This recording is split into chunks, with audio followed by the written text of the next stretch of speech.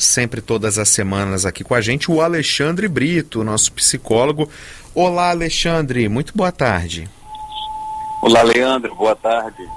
Alexandre, que hoje vai falar aqui a respeito de um termo, que passou a ser muito utilizado desde o início da pandemia, o conceito aí de negacionismo. Muita gente atrelando isso a pessoas que desconfiam da veracidade do vírus, que são contra a vacina, enfim, são as pessoas classificadas como negacionistas. Mas é só isso que define um negacionista, Alexandre? Psicologicamente, o que compõe uma pessoa negacionista? Então, Leandro, vamos pensar um pouco sobre o negacionismo. Vou começar com um exemplo muito simples e faz com que a gente compreenda isso de um modo individual. Por exemplo, quando a gente recebe um diagnóstico ou diante de uma novidade, em geral, a gente pode ter uma atitude de negar, não aceitar, não receber aquela informação, aquele diagnóstico ou aquela novidade, não receber bem, não receber de bom grado, não aceitar aquilo que aí está em nossa frente, está diante de nós. Então, é como se fosse uma atitude, portanto, de você negar essa informação. Agora, vamos pensar que essa ideia se multiplica, que essa ideia se propaga para muitas pessoas, entre várias pessoas, e diante de uma informação estabelecida numa área como a ciência ou a história, que tenham informações que tenham consensos no campo, por exemplo, da ciência ou da história, mas que não acredita voluntariamente nesses resultados ou amplos estudos, Então, o negacionismo ele tem o quê? Uma relação de reagir diante de algo novo. Ele reage de um modo a negar. Então, ele tem esse ponto de negar um problema, não perceber que tem ali uma tese e produzir uma nova tese, mas negar a tese e aquilo que é apresentado pela ciência, pela história, E é comum no negacionismo, haver uma afirmação, Leandro, de uma espécie de verdade oculta, escondida, nessa informação nova que nos é apresentada pela ciência, e que essa verdade oculta ou escondida traz uma grande conspiração. Então, tem uma postura, em geral, no negacionismo, que ele não é uma postura baseada justamente em um modelo científico, por exemplo, ou histórico, mas é muito mais baseada, o afeto que a gente vê na ciência, em geral, é a esperança. No negacionismo é o ódio. Ele produz muito mais um combate, desconfia de tudo, acredita que tudo tem, nesses pontos apresentados de início por uma ciência ou por a história, justamente uma verdade escondida, e não reconhece. Tem também, como você perguntou, Leandro, um aspecto psicológico comum no negacionismo é justamente não querer reconhecer algo ou uma verdade que é inconveniente. Vou repetir.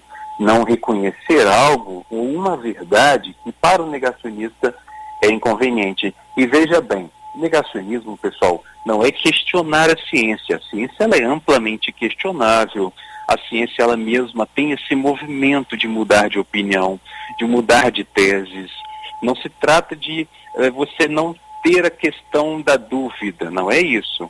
Mas justamente de você rechaçar, você justamente reagir, negar um determinado problema sem a produção, talvez, de novas teses.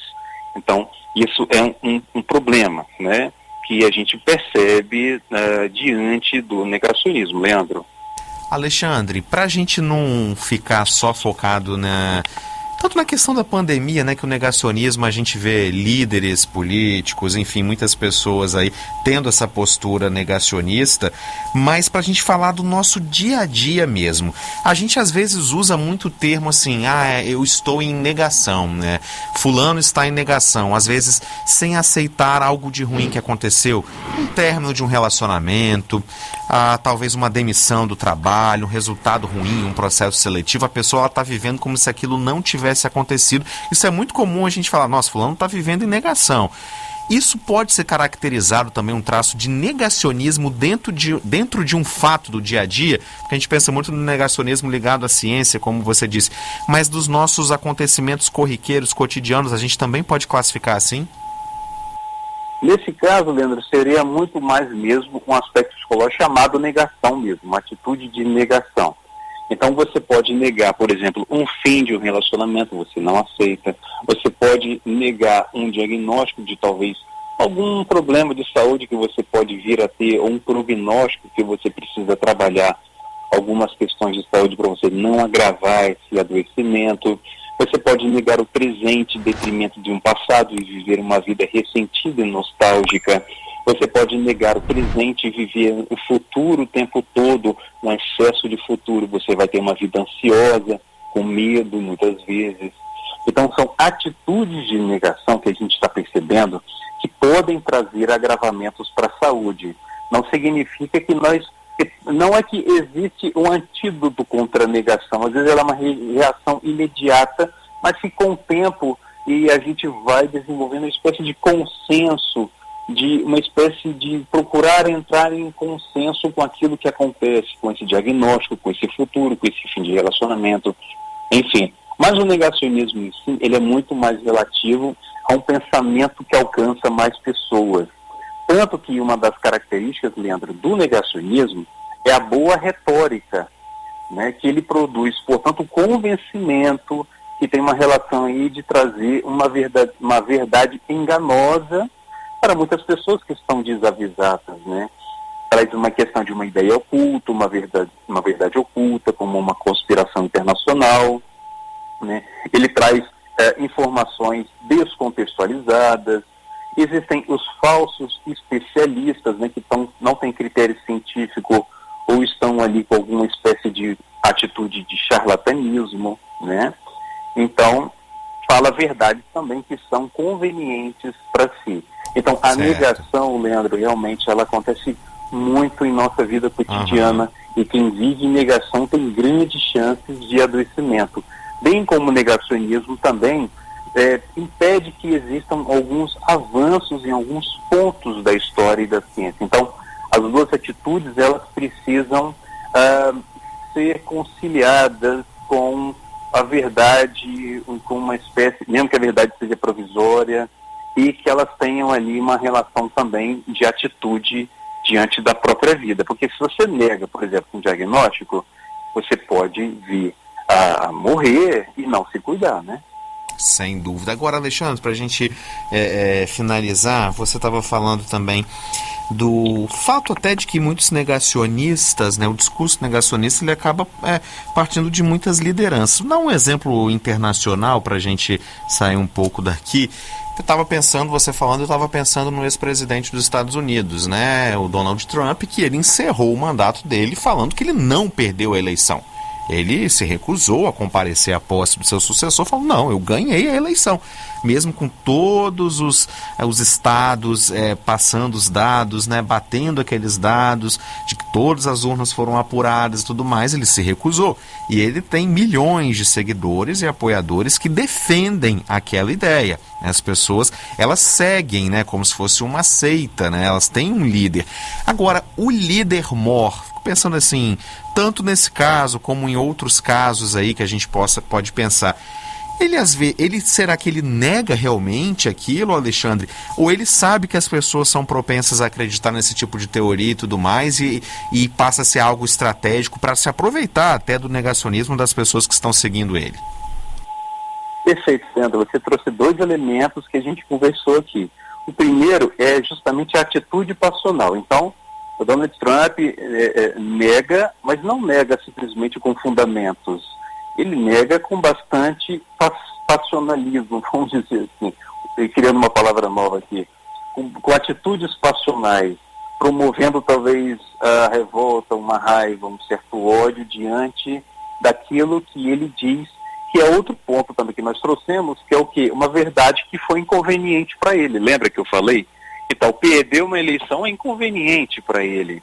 Junto com essa atitude passional, temos aí um campo aberto para o negacionismo, e pessoas que têm ele como uma espécie de referência, de liderança, compram, vestem, né, defendem ele e defendem as ideias que ele apresenta, até porque se você vai contra ele, você mostra a sua incoerência. Então, no negacionismo existe isso, né, de uma boa retórica, como eu disse, no caso, né, do ex-presidente, que eles são considerados sempre presidentes, na verdade, né, do presidente, e que, assim, essa retórica produz um convencimento com muitos afetos de raiva por uma verdade que foi inconveniente, que é perder a eleição. Então você trouxe um excelente exemplo, como nós podemos pensar vários exemplos, como a negação do Holocausto, dizendo que o que acontecia na Alemanha nazista era um mito, isso é uma negação, apesar de haver todas as evidências, estudos e testemunhas.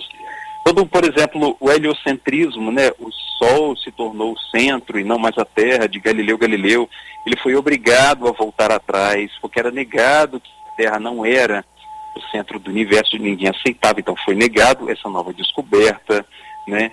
Temos outros exemplos, como por exemplo, que cigarro não causa câncer, teve muitas campanhas diante disso, também negando essas questões do cigarro. O aquecimento global por grandes empresas dizendo que também é uma outra atividade conspiratória, é um mito, é uma mentira o aquecimento global. Não sei não, porque a gente consegue sentir isso na pele, né, Leandro? E tem também a Terra plana, né, que é uma outra questão. Uhum. A gente vê que desde Aristóteles, de 276 a.C., né, Fernão de Magalhães, um espanhol no século XVI, que também fez todo o círculo de navegação mostrando que a Terra é redonda, 2000 anos depois, essa negação também acontecendo diante de evidências, né? Então a gente vê fora do mundo várias questões e pontos mostrando o quanto o negacionismo ele pode comparecer em qualquer momento, não importam as evidências. Esse é o grande risco do negacionismo. Tá certo, então, Alexandre, acho que a dica que fica aí, né, a gente saber distinguir bem esses discursos, né, Alexandre, para não entrar nessa onda aí que tem muita gente sendo levada, né? Com certeza, é importante que a gente apoie a ciência e a educação, né? Quanto mais educação, quanto mais a gente perceber esses pontos, será que eu estou tendo um pensamento que há uma verdade oculta por trás de tudo o que me demonstram? Será que essas verdades são também convenientes para mim, né? Essa é uma questão que faz com que a gente repense mesmo essa atitude negacionista e que a gente se aproxime mais de um bem comum do que ficar justamente fazendo ou promovendo o ódio. Ok, Alexandre, deixa aí os seus contatos, né, rede social, contato que você tem também para que os nossos ouvintes possam entrar em contato com você.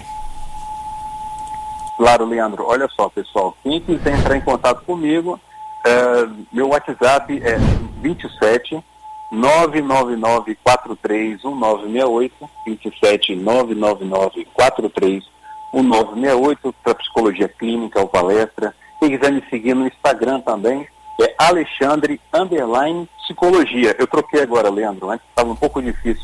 Agora eu coloquei Alexandre _Psicologia no Instagram ou no canal no YouTube, Psicologia e a Vida Cotidiana. Alexandre, até semana que vem então, hein? Até semana que vem, Leandro. Grande abraço, meu amigo. Um abraço.